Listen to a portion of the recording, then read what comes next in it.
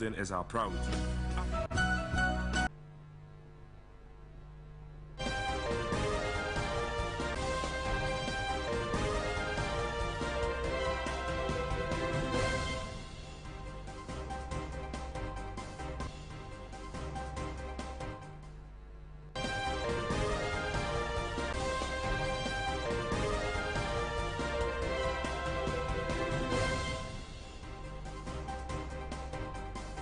Midday, you are watching Pan-African News. We are coming to you from our studios in Abilinkpe 48 Swanika Street here in Accra. We're live on Facebook at Pan-African Television. We are also live on YouTube at Pan-African Television, as well as 48 African countries. My name is Justice Apia. Coming up in this afternoon's bulletin, President Nana Dankwa Akufo-Addo has ordered for the reopening of borders. He has also lifted restrictions on other activities.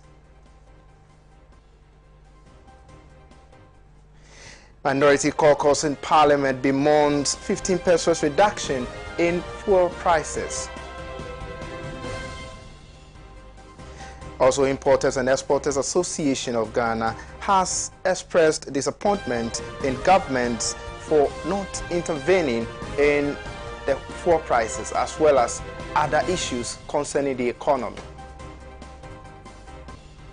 Details of these stories, including others, come your way for the next 1 hour. We're going for a short break.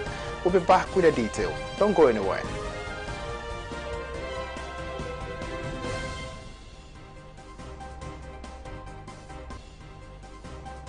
Welcome back. Now the news in detail.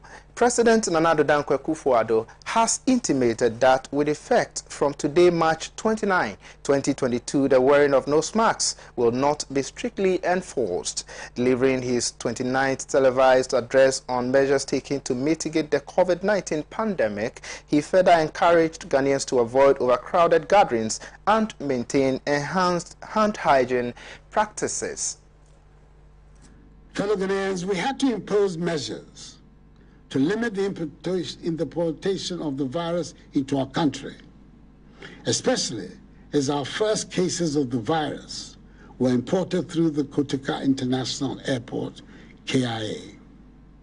Currently, the Kotoka International Airport only allows fully vaccinated passengers who are in possession of a 72-hour negative PCR test result prior to embarkation and have a negative antigen test on arrival, entry into the country. Ghanaian citizens and foreign residents in Ghana who are unvaccinated or not fully vaccinated currently are given waivers by the Ghana Health Service to allow them entry into the country through the Kotoka International Airport. They must also have a 72-hour negative PCR test result prior to embarkation, take an antigen test on arrival, and are offered vaccination. From tomorrow, Monday, 28th March, fully vaccinated travelers into Ghana will not take PCR tests from the country of embarkation to allow them entry into the country through the KIA, and will not be tested on arrival. Citizens and foreign residents in Ghana who are not fully vaccinated would, however, need to provide a negative PCR test result of not more than 48 hours. They will undergo an antigen test upon arrival at KIA and will be offered vaccination there. Ghana's foreign missions have been instructed to make vaccination a requirement for visa acquisition.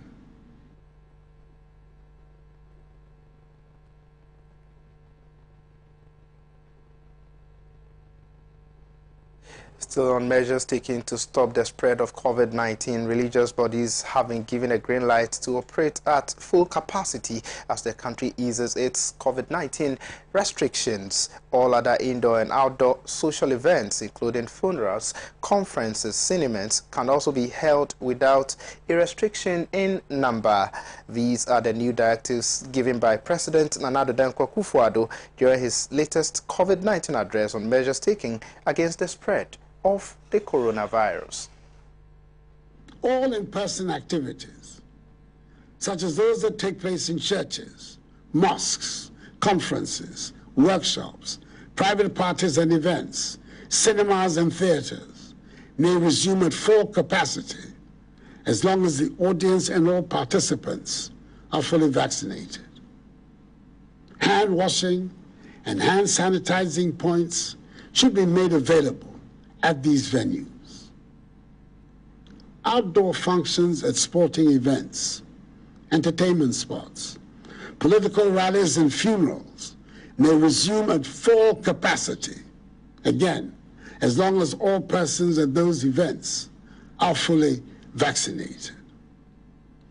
Government will continue to engage all religious and traditional leaders, agencies and institutions to encourage their congregants, subjects and citizens respectfully to be vaccinated to help achieve the 20 million target by June 2022.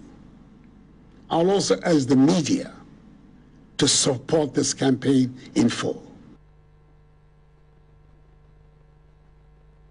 Government had announced the reopening of Ghana's land borders after 2 years of its closure. According to President Nana Dankwa Akufo-Addo, the directive will pave way for the flow of human traffic through neighboring countries after they were closed in March 2020. It is worth noting that the establishment of the COVID-19 testing infrastructure at the Kotoka International Airport by Frontier Healthcare Services Limited at its own cost has been key to our ability to limit successfully the importation of the virus into Ghana through the airport. The efficacy of the testing regime at KIA has won global admiration and has been applauded by all those who have undergone its testing. It has been one of the reasons why Ghana was not at the receiving end of several of the travel bans imposed by the West at the height of the pandemic, for which many African countries were affected. As from tomorrow, Monday, the 28th March, all land and sea borders will be opened. Fully vaccinated travelers will be allowed entry through the land and sea borders without a negative PCR test result from the country of origin. Citizens and foreign residents in Ghana who are not fully vaccinated will have to produce a negative 48-hour PCR test result and will be offered vaccination on arrival.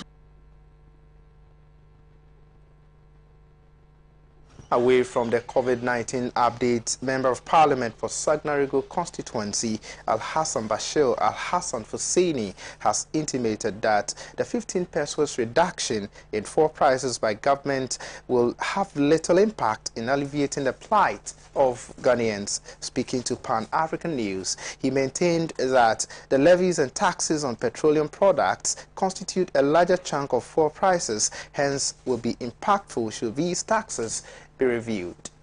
That when you hear the finance minister say that it is the NDC group that is making the economy unattractive or scaring away investors or generating no confidence in the economy, and that matters such as the war in Ukraine are responsible for our economic plight, it's being economical with the truth. And I'm saying that long before these events happened, as far back as November last year, when the finance minister on November 15th read the budget, as soon as he finished reading the budget, the international community, the international investor community, by their patronage of our coupons, moved it from 7.5% coupon rate to 15%. That means they had adjudged our coupons to be very risky investment. So that's why they needed a bigger interest rate to be able to cater for that. So given that kind of development, you can see that the vote of no confidence in the economy did not begin with the e-levy. Neither Ukraine is just about 1 month, but I'm talking as far back as last year. Additionally, over the last 3 years, 2019, from 2019, 2020, 2021, there had been a consistent lack of confidence in our economy when the economy started plummeting. And the downgrade by Fitch, Moody's, and other rating agencies of the economy took their root from then. And so it is not as if it's just today that Ghana's economic fortunes have started dwindling. They started as far back as those years, where our status as a debt unsustainable economy had been acclaimed by the various rating institutions and economic think tanks across the world. So it is not. And to that extent, you see the confusion in government about saying they are going to cut 20% government expenditure. And when they say that, you ask yourself, what expenditure are they cutting? We should know clearly what they say. They are cutting 20%. What are you cutting? We should be specific, and they should tell us clearly what they are cutting. Are you cutting for roads? Are you cutting for water? Are you cut? Let's know exactly what kind of expenditure they are talking about, and the quantum in real figures. Well, now they are even talking of another additional 10% discretionary expenditure, and the figures are simply not adding up. As yesterday, the exposure given by Honorable Adongo, our deputy ranking on finance, that you say you are cutting 20%. Currently, the government is supposed to come at the end of the year with a deficit of not more than 7.5% debt to GDP. That was what they brought with this current budget. Now, if you tell us that we are going to cut expenditure by 20%, then we expect that the deficit figure should come down. Now, government tells us that in addition to the 10% discretionary decision, which if you add will be 30% cut, and then your revenue will go up because they are going to borrow 2 billion, and then they will still come up with the same 7.5% deficit. What kind of voodoo figures are these?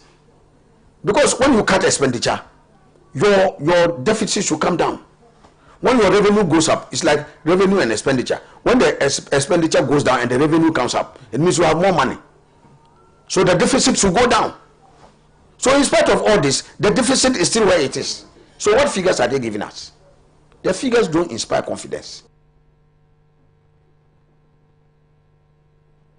Now, Member of Parliament for Nhyia constituency, Honorable Stephen Amoah, has backed government's decision to reduce expenditure by slashing the salary of appointees. According to him, it is prudent for government to cut its expenditure to mitigate the crisis in the midst of the current economic struggles and geopolitical downturn.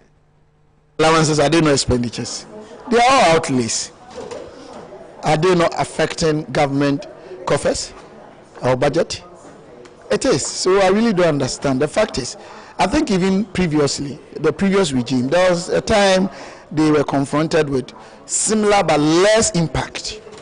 They actually reduced emoluments of the executives by, I think, 10%. You remember? Or they wanted to do cheap compounds. You remember? So it's not the first time. In any case, I think it's a good news.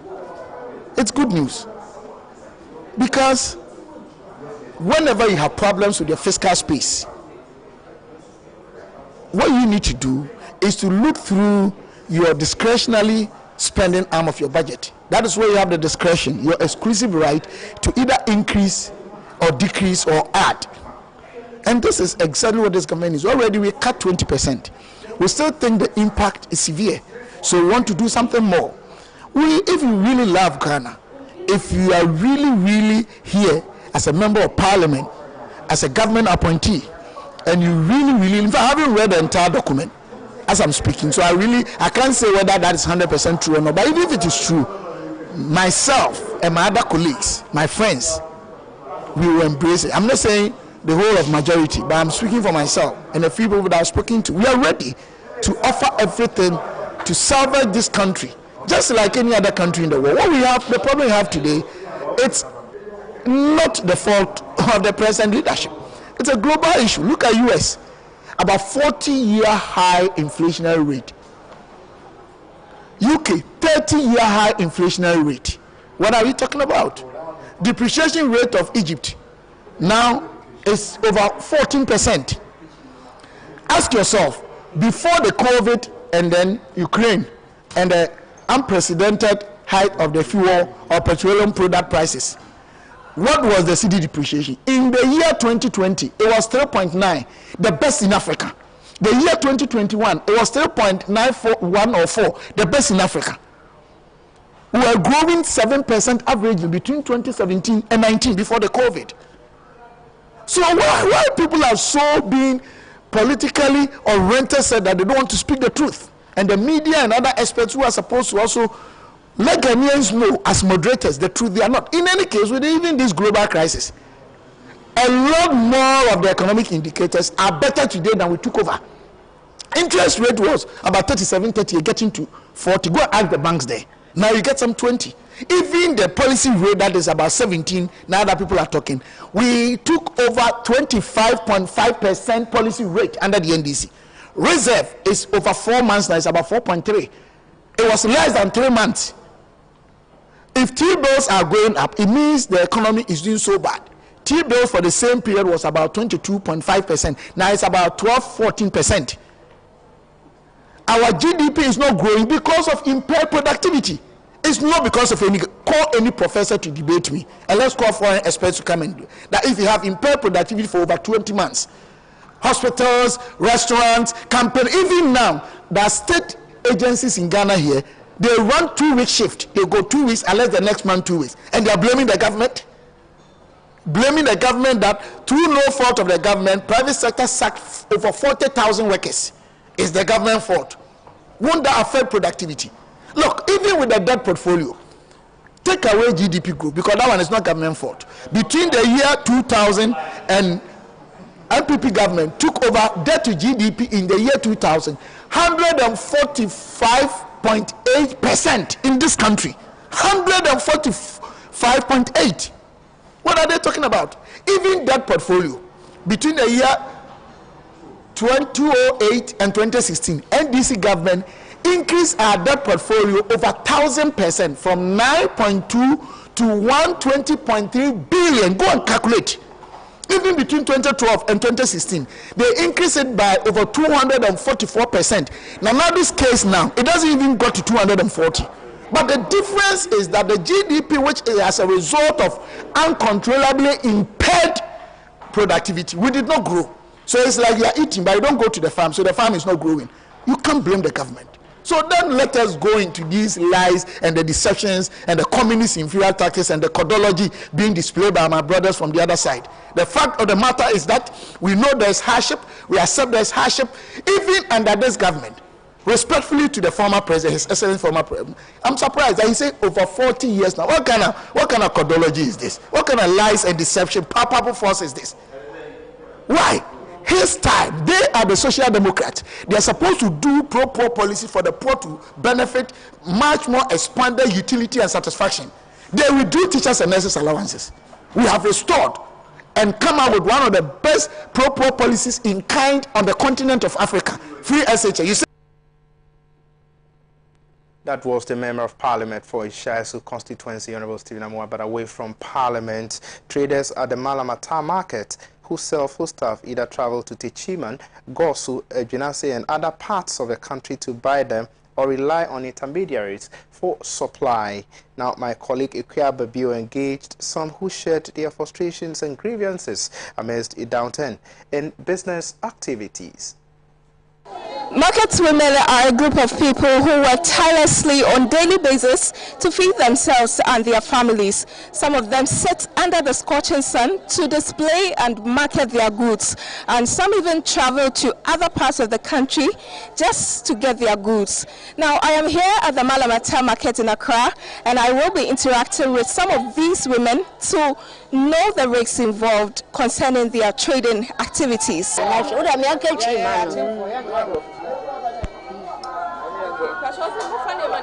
Ya fanya manisi akwati agnase. Ni abeton. Ai. ekwan no so challenges no enye ekose na be say enti you know aboboya saboboya no kofa obre aje se mema ni di akire no pia onti abode ni ma ni eja bebre agura wa wantumi afa ma ebuwa na pro na sefa. Okay, now omutu transport fares akayen pa sida be yebeja bakura no refe no first no la first say no wuchin e na ye pemanimu eti e breti adwuma no ye ya ye nya faso bi ewu eti e bejai no kuma de mala tafo bodie kwadu mekan kontomre e bedu bibia e benya na fumu ya be nyina ye de ba eti no abai na ko yesaba ba ni enti se aduma o ya na ye de hwe ma school e na o ba no afa na ko school akwala no chese bunya ni je bia ofie o enti se ma ma hwe ma ma boa ya akwala ni na betna se ofie a o chese o nya juba bia enyo enso ko school kakra e be boa no e be boa ofie ofise na no sabamba akokura o ni pa ba ko e ya ba aduma bibisia aban betumi aboa amefie wa banije fuwa ni ti gana ye di ni ye hu so ba kokra e kan kwa na ye bo eti ye sta ba so o me kwa na mai na fuwa ni so no mo be no mo be no mo na ya ni e go so na o mo e fo na mai fuwa ni ti eja ye di be ja ye nya he eti ye be bo bo wo ye ho adwene ye hu nti ye so o me kwa na mai enya samara ta fu nya adwene enu eba baidu barisa mana kwa ye dem pa ye ntumi nto ebisa kuafo no koto wo a wo so wo bre nyama nyina boa ye den enti ye sraban se nyama na ne boa ye den nyama wode ye kuadwuma ni nyina o memra fam kakra ma one ye nso ye wo ha no ye nso wode ba ye tumi aton na wo afifie no so beto a wo nso aye ya ma wo se ye koto a wo se petrol ato so me ha ka se wo se driver fo no ne abande mama wo no wo fa sa price ni adwuma nti ngam nko anka ban ka san kire wo wo fo ka akora akodu ha esan se wo je se nti o se me nko straight ye be si wa akora kwan sa na otu yaso tu yasika na wo de ko sa nti mi ha ka se pa anso ya me na ban ne draft no enka sa pa na na ye de ama won se long journey ha e 50 Ghana e 50 Ghana e 40 Ghana e 40 Ghana we de ye be fo no yesu ha na ya fa short me ha na Mondays no say no cars no ba me mete ya no kokwan so no mo de ba nti em ba Monday Tuesday sa akosi Saturday car no so ba e do etimi sei esi kwam na body ni na bre e bre sa na je sei car no fa ka fu e ba sa na ko de bia puspa o bi mane en tebu an and I say a monster in 9 years and no can you say security me bad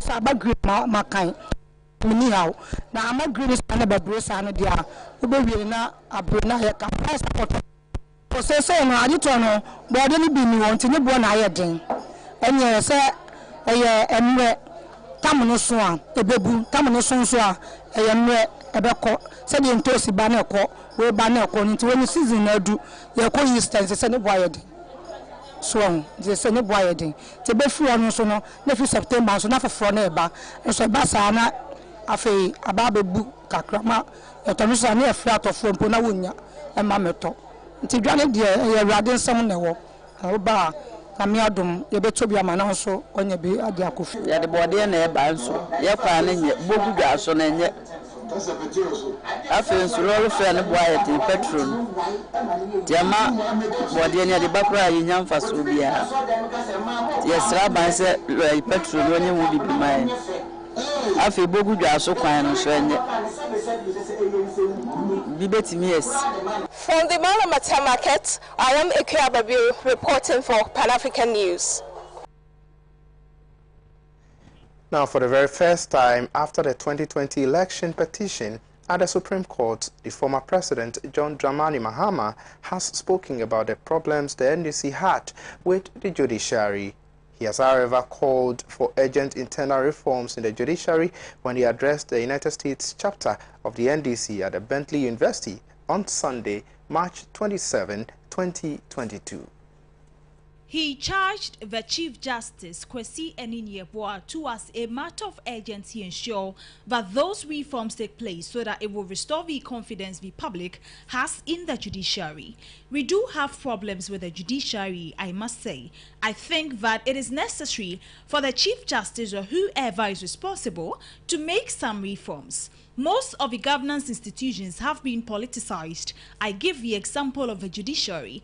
It is only in Ghana that a Supreme Court will make a decision that a birth certificate is not proof of citizenship, John Dramani Mahama said. He added, there were many such funny judgments that have been given. He recounted how Professor Raymond Atuguba was subjected to a whirlwind of indignation by the judiciary after he said that from research he had done, judges tend to give their judgments in favor of the political party or leader that appointed them.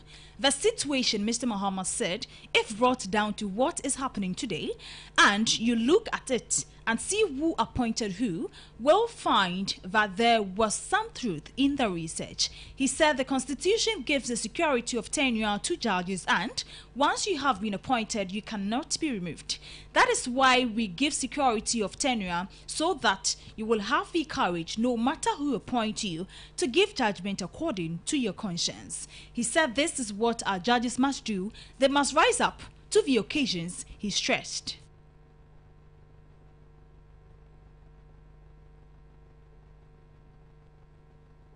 You're still watching Pan-African News. We're coming to you from our studios in Abilingbe 48 Swanika Street here in Accra. Keep watching the news. We'll go for a short break. We'll be back with the happenings in the world of business.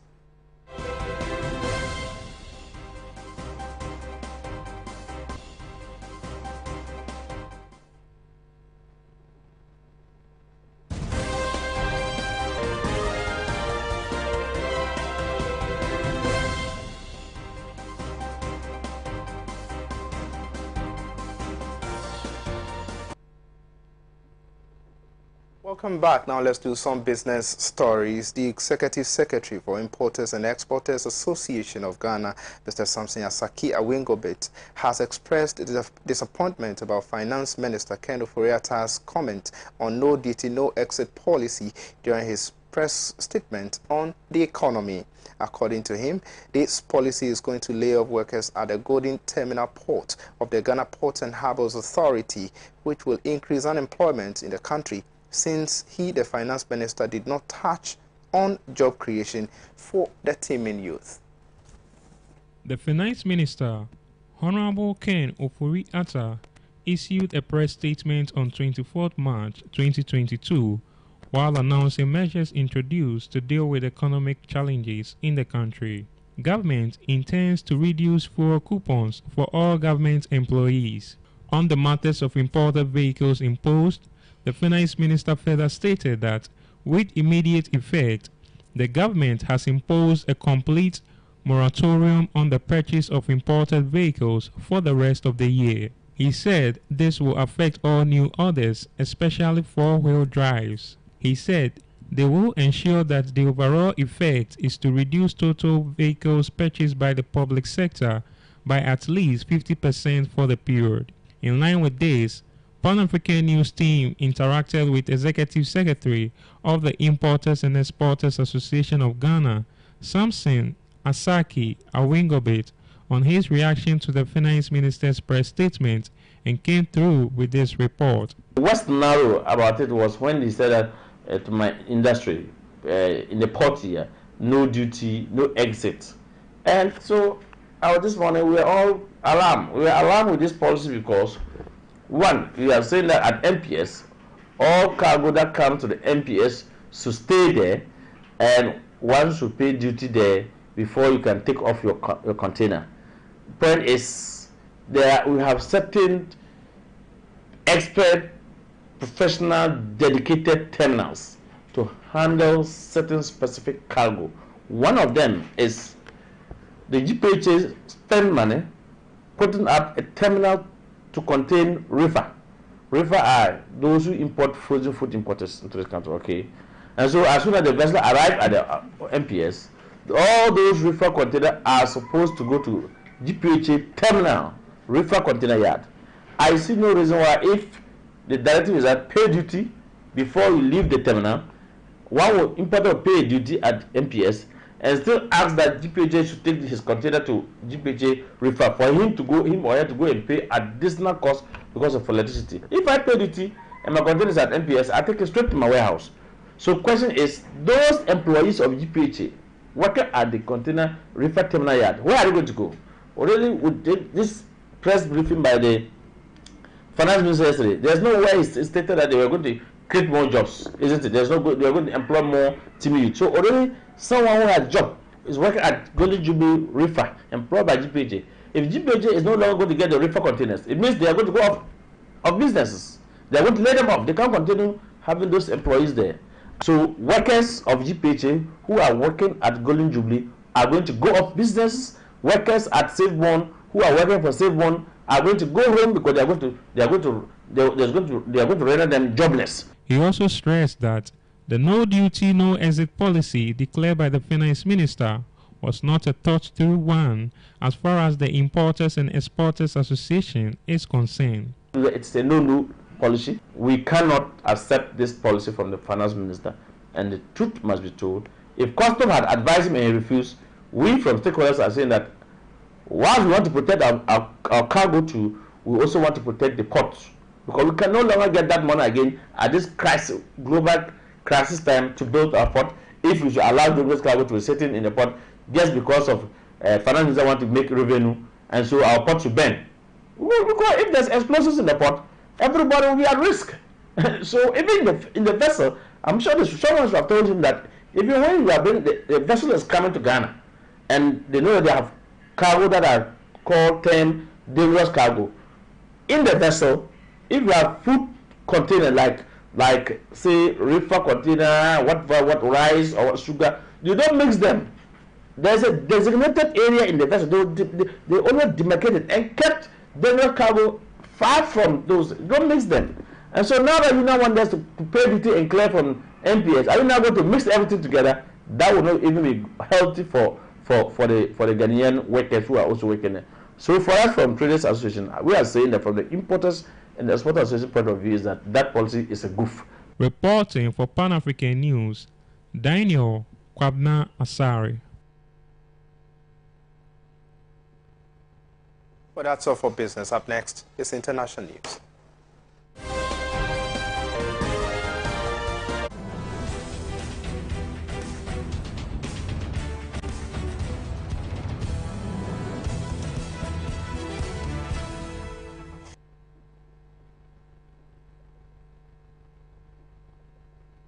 Now let's do some international stories from our international partners. People's Dispatch. Bongi Ikambule, an activist of the Communist Party of Swaziland, was abducted by police from capital Mbambani on the afternoon of Wednesday, March 23rd. Without pressing any charges, the police heavily assaulted him and dumped him very late at night, just outside the capital city. Mbambani, CPS said in a statement on Thursday, 24. As the police were assaulting me, they accused me and the CPS of burning a police camp in Mbabane. Nkambule said on the morning of March 24, before seeking treatment for his injuries on legs, arms, and head. He added that the police complained of what is known as sunset rallies. These rallies are being led by the CPS in several parts of the country to signify that the reign of King Mswati III, the last absolute monarch in Africa, is nearing its end. At the time he was abducted by over 40 policemen in the track, 33-year-old Bongi was returning from the Manzini court, where charges against two other activists, Bafanabake Sakolo and Setu Nkumbule, were being heard. The duo were arrested on May 22, 2021 on accusations of vandalizing and burning the Manzini police station. The said incident had occurred after police forces attacked the memorial service for his student, Tabani Nkomonye.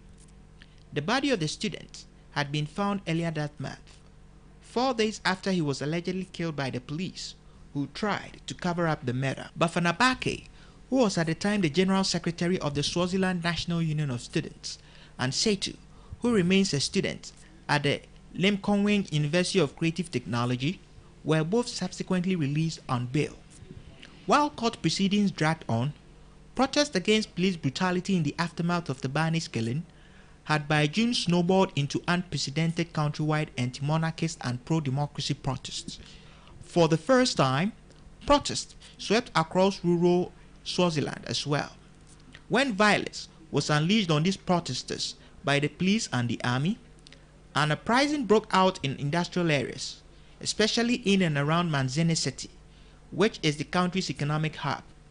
Businesses and factories owned by King Mswati III, who controls most of the economy and runs it for personal profit, were key targets. Amid this situation, the king allegedly fled the country briefly. He returned only in mid-July after the army had put down the uprising by killing at least 70 protesters. However, despite the crackdown, a strong anti-monarchist sentiment continues to persist. Be it students protesting for scholarships, or nurses, teachers, and other civil servants protesting for better work conditions and living wages, Mswati must fall, and democracy now. Originally, the slogans of the Communist Party are now raised by all. Meanwhile, persecution of CPS activists has intensified. Earlier this week on March 21st, 40 heavily armed soldiers invaded the home of Ayanda Ndwandwe, a national organizer of the CPS, in the rural area of Lubuleni in the Lombombo region. After failing to find him at his residence, they briefly kidnapped his 5-year-old son. Ayanda and other CPS members in the area, who had been attacked by the security forces while leading a sunset rally on March 19, remain underground. While torture in detention is very widespread, charges against arrested activists are seldom proven in court. On Wednesday, March 23rd, police told the Manzini court that they had lost the case docket of Bafana Bake and Setu. Consequently, they have no case against the two comrades. They are already looking to withdraw the case against them. They will forever be returning to the court on March 28th, when the official withdrawal of the case is expected to take place. Pius Vilakati, International Secretary of the CPS, told People's Dispatch. After forcing the two activists to regularly report to the police station for 10 months in accordance with the bail conditions, the police have discovered that they have no case. CPS said in a statement, the long and repeated travels to the court have inflicted financial losses as well as academic losses due to missed classes. Bafana Bake, who is now a Central Committee member of the CPS, said that the police have been claiming over the months that they are waiting for footage to prove the case. Our case has been postponed repeatedly. This in addition to spending 6 days in police cell and maximum prison in Matsafa following arrest. After all this, the police claim they've lost the docket. It is clear that they've never had a case against us. On March 23rd, the same day that Bongi Nkambule was kidnapped, protesters who were demonstrating in solidarity with the jailed pro-democracy MPs in parliament, Bachede Mabuza and Imtandeni Dube, were also attacked and abducted from Mbabane. Among them were 2 women members of the People's United Democratic Movement, PUDEMO, known to be among the largest political parties, all of which are banned. The women were reportedly stripped and beaten by over 50 male police personnel in a truck before being abandoned in another part of the city. Pro-democracy political parties and organizations have asserted that such desperate means of repression by the security forces is only a sign of the fear and uncertainty felt about the future by Africa's last absolute monarchy.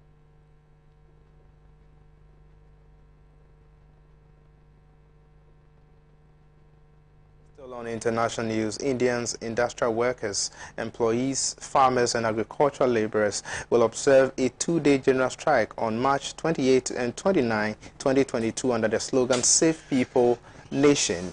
This means that not only will the country's vast manufacturing sector workforce stop work, but also banks, other financial institutions, government and public sector offices, transport, construction, ports and docks, government scheme workers, educational institutions, etc. will remain closed. Rural areas are likely to see mass protests by farmers and agricultural workers.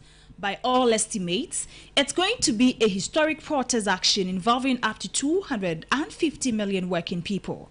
This protest will be supported by students and youth, including big sections of unemployed youth, artists, intellectuals, scientists, and other middle-class sections.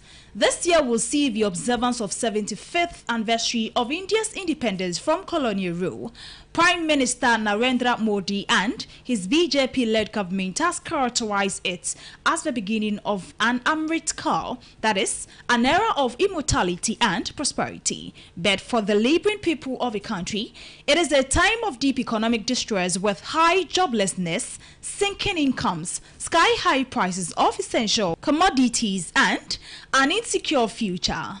All are shared in by the policies of the government itself.